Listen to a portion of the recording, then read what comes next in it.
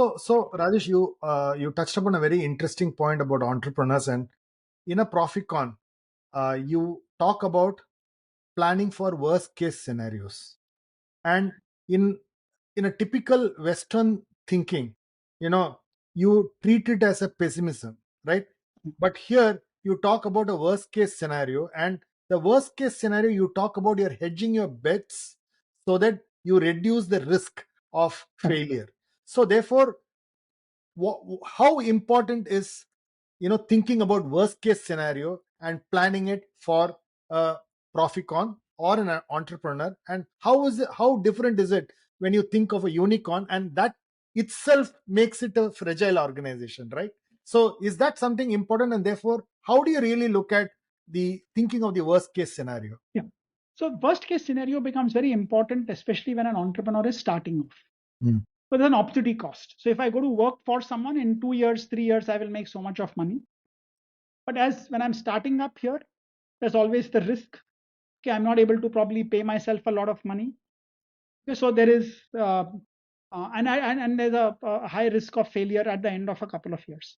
So I think from an entrepreneur's perspective, factoring what is the worst scenario that I could end up in after 2 years. Let's say I have a certain amount of capital which I'm investing into the business, and after 2 years, the business fails. But there's a very high probability that a business will not succeed. Now, what is my situation at that point of time? If I have a family to look after, then obviously you can't take that level of risk. If you have debt for whatever reason, you cannot take that level of risk.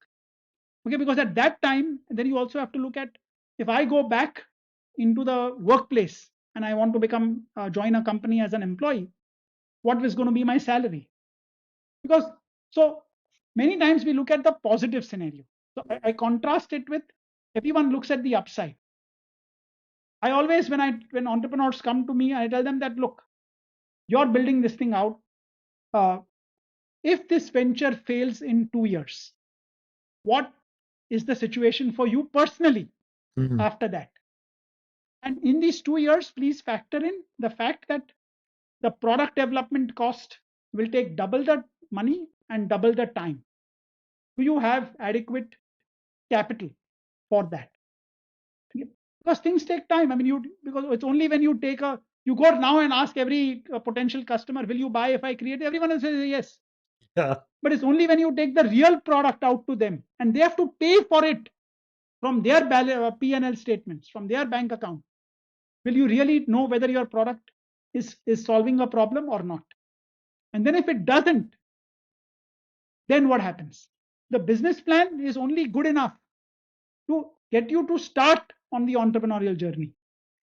The business plan is done once you are on the journey. When you meet your first potential customer and they tell you what they think about your product, is when the real learnings start happening. So I think for an entrepreneur, it's very important to say that, okay, what happens if my venture fails?